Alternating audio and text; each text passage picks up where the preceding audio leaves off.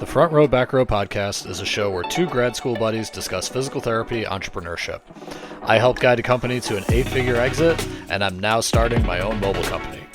Brian grew his mobile practice to 4 clinics, and he's now doing $1 million in revenue. Join us as we help you grow your own business. Hello and welcome to the Front Row Back Row podcast. My name is Dr. Owen Campbell, and with me as always is Dr. Brian Wolf. And today we are going to be talking about marketing. We're going to be talking about what are some strategies for your meta ads and just any kind of advertisements in general. And the two things we really want to look at is how to get that first initial I'm going to click on it, right? So you've probably seen it if you've been on any of the social media recently or just in the last few years, but people will throw out different offers. So some will say free assessments, some will say, okay, $30 assessment. Some will offer, a discounted visit if you're in home versus you have a clinic. While others are dead set against that, right? We have somebody in our mentorship group who, her previously held belief was, I will never give anything away for free because it devalues me. Right. So we're going to talk a little bit about that and how you can kind of leverage each point and see what's right for your business. So with that, Brian, I know you've been doing a lot of ads for your company Evolution out there in Connecticut. So what are some of your thoughts on this? I think when it comes to offers, there's pros and cons to everything, right? And I think that the reality of what people need to understand, particularly if you're doing different advertising, like we're talking social media here, there's a lot of groups out there that have different philosophies, different pieces. I know, and they charge about a lot of money, right? So a lot of people who are like, oh, I'm thinking about using this other service. I'm talking with these people. This is what I'm looking to do. This is how I want to grow. The reality of these different advertisements, and we can talk about process. So for me, I think that a lot of what happens when it comes to advertising is just about getting eyeballs on your clinic, right? Mm-hmm. And so the aspect of how to create leads and how to create lead nurture, and then how to actually make sure you're capturing information. We've talked about Go High Level. We've talked about other services like that, how to provide them. Salesforce is another one. There's lots of different ways that you can engage customers or leads. I think it's important to understand that's a whole nother topic, right? Mm-hmm. So when it comes to advertising, in my opinion, getting the most eyeballs is really, really good. But I think there's also a sales process. Understanding how the whole process should work is really, really, really important. So for me personally, when I look at advertising, I'm like, how can I get the most eyeballs? How can I get the most names, phone numbers, and emails? How can I engage them? How can I talk with them? How can I get them on a call, right? How can I, you know what I mean? That's the idea behind most of this stuff. Well, and I think that's interesting. Yeah. Because if you look at your advertising for Evolution, it's very much like you guys have a good videographer, look at all this cool stuff we're doing. You call out the specific market, like Darien men who like to lift, right? Very kind of boom, pay attention, right? And I think that is one way to go about it. And the other one that I see a lot is from this group called Clinical Marketer. They're big here in Phoenix. Pretty much half of my friends use them. And what they do is they do this $70 for Scottsdale men with hip pain. I think I've seen that ad from 8 different PTs. And a friend of mine works with them, and he's basically they have the small number and they're going off the Hermosi model, right? Where you have a very small number, so you get their credit card information, do an assessment, and then you're trying to make sure that you can book them for a package, right? And their whole thing they tell him is, you should be pushing for a package. So, that's kind of their process of some dollar amount, right? And then I know with you, it's very much because you have a brand there, right? I'm talking small mobile PTs where nobody knows who they are and they don't have enough money to spend on who they are. So they're just basically offer here, right? Where I know you kind of do a little bit of both.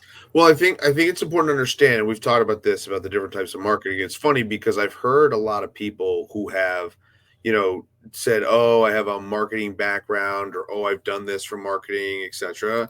And the reality of the situation is when you think about the difference of marketing. So what we're talking about is different, right? So brand marketing and traffic ads can work really well. I'm trying to drive traffic back to my website, right?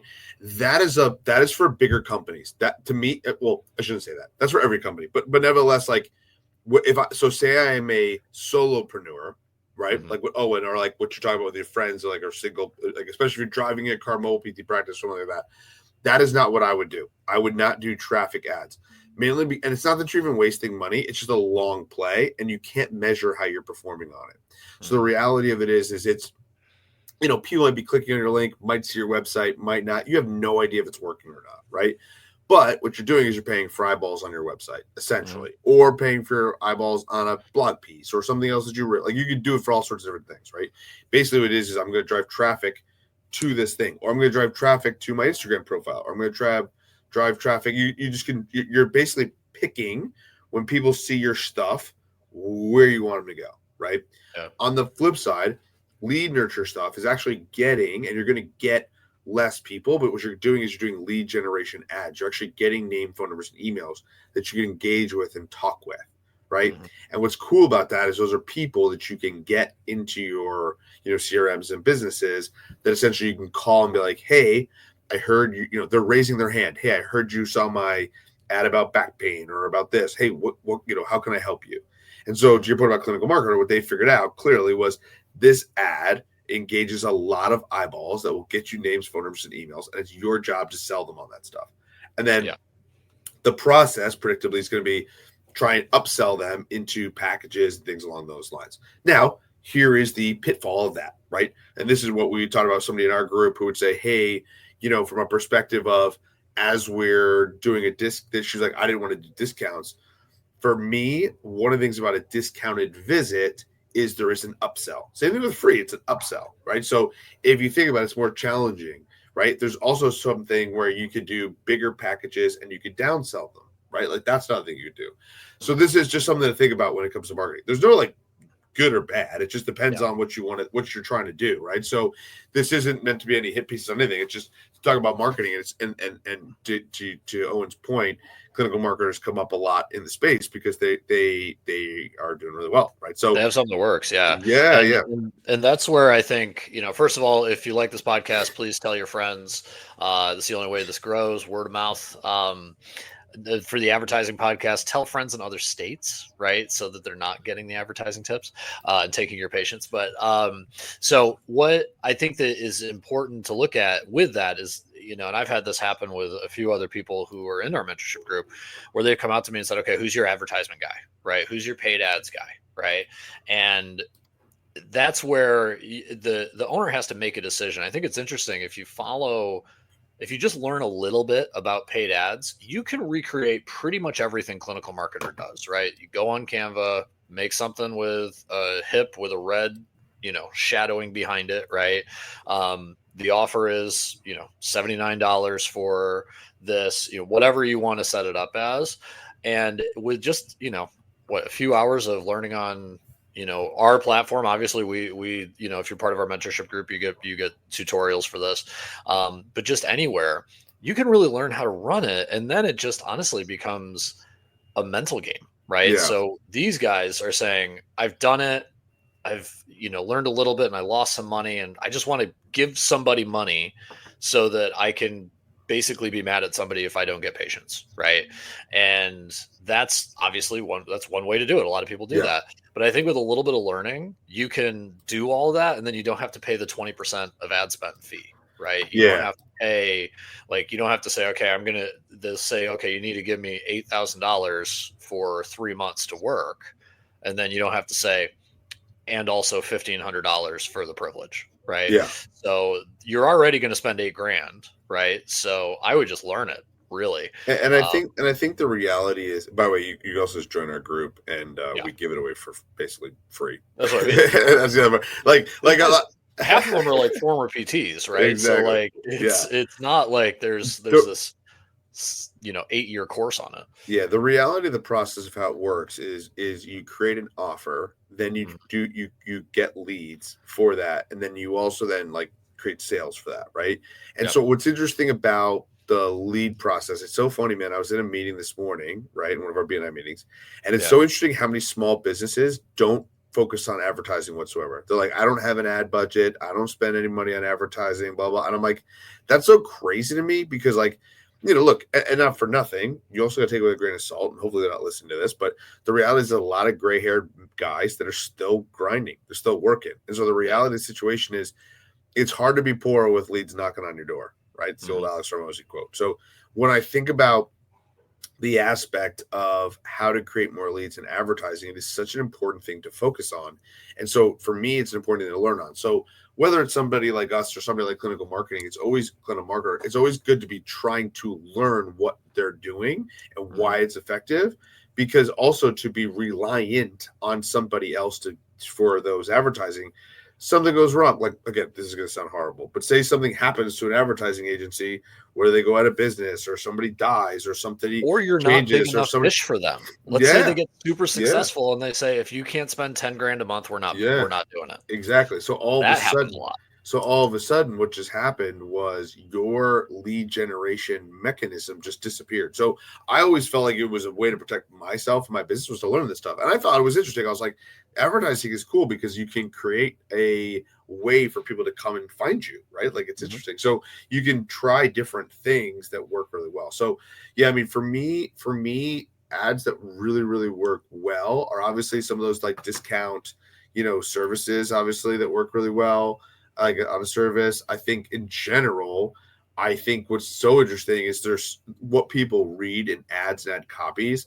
Like we had different stuff that worked from a standpoint of like cash-based physical therapy and trying different advertising for like 3 weeks here and 3 weeks there. I know other companies, I'm trying to remember the name, but they basically were like, we do like a 3-week trial that's discounted, and then you have to your goal is to sell them into some sort of like package, like a fitness thing or that. And I already can see what one of the issues that we had internally was people being able to convert the conversion. But even say you can convert 50% of those people, that's amazing.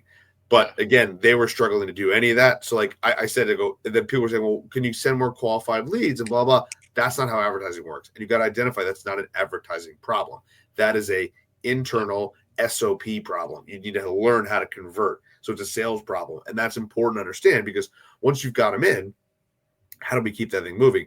Now, the interesting part for those of you who want to see it, a very interesting microcosm, why insurance-based PT works really well, why it can scale well, is if I use that same ad in my clinics, guess what? That's going to work like a monster because I'm going to be like, oh, we're offering you half off for this. And then like, oh, I want to get the half off. I want to qualify for the half off offer. I have Medicare. Oh, well, don't worry about the half off offer. We take Medicare. It's free. Wait, what? And then they're signed up and boom, done. So all of a sudden you can use, so you see where I can use the same exact offer to hook people, but nevertheless, now with the insurance based, what did I do? I just made the sales process 1,000 times easier. So that's why the insurance game works, because again, like it's like, oh, we take your insurance. It's a different buying wallet. So all of a sudden when people are like, well, I want to change this or I want to do this, this is something I can see was a really good way to play around with it. So anyway, to me, that's the cool part about advertising. And then when you start to figure out different models, it's how to optimize for sure. Well, and this is why big businesses have marketing departments and sales departments. They're two different things, right? And that's why when, again, if you're going to hire somebody, the benefit is especially if they're very niche down, right, to PT or something like that, the benefit is they can say, look, this worked. We don't have to go through all the figuring out process. We've helped 4 people in your area and we've had these results. We're just going to give that your name on it, right? Exactly. Downside is everybody sees the same ad from different PTs, right? So they could be fatiguing themselves out in an area. But then really the people who, can really nail down that sales process are the ones who will say, oh man, this marketer's great. A lot of times the people who get pissed off about paying for this stuff are the ones who really can't close, right? And they're like, well, I didn't get any patients from it. And it's like, well, they weren't the salespeople, they were the marketing people, right? Yes. So tell me how many leads you got, right? And well, actually I got a lot of leads, but they weren't very good. And it's like, well, okay, were they? Or because sometimes these places they'll spam everything and then people call you from, 3 states away. But Yeah. this is where, if you're a solopreneur, if you're a young early entrepreneur, these are all the things you got to think about. And knowing what they are, knowing how to do it, allows you to be selective when you don't have any time. So that's why we really look and we say to people, hey, join our mentorship group. Brian's been there. He's been through all this. So you could probably have a list of about 80 vendors that he said no to because of these things. Yeah. So if you want to learn how to be more selective, more picky with your vendors, or honestly, how to do it yourself and save some money, join our group, www.physio-growth.com. Yeah. I mean, and the other point too, the reason we're calling out clinical marketers, not to call them out, but to say literally, we're so inexpensive that you could use them and us at the same time and you'd be saving money. Yeah. So like, if you want to learn how to do this while also using a great service like them, do it. Let's do it.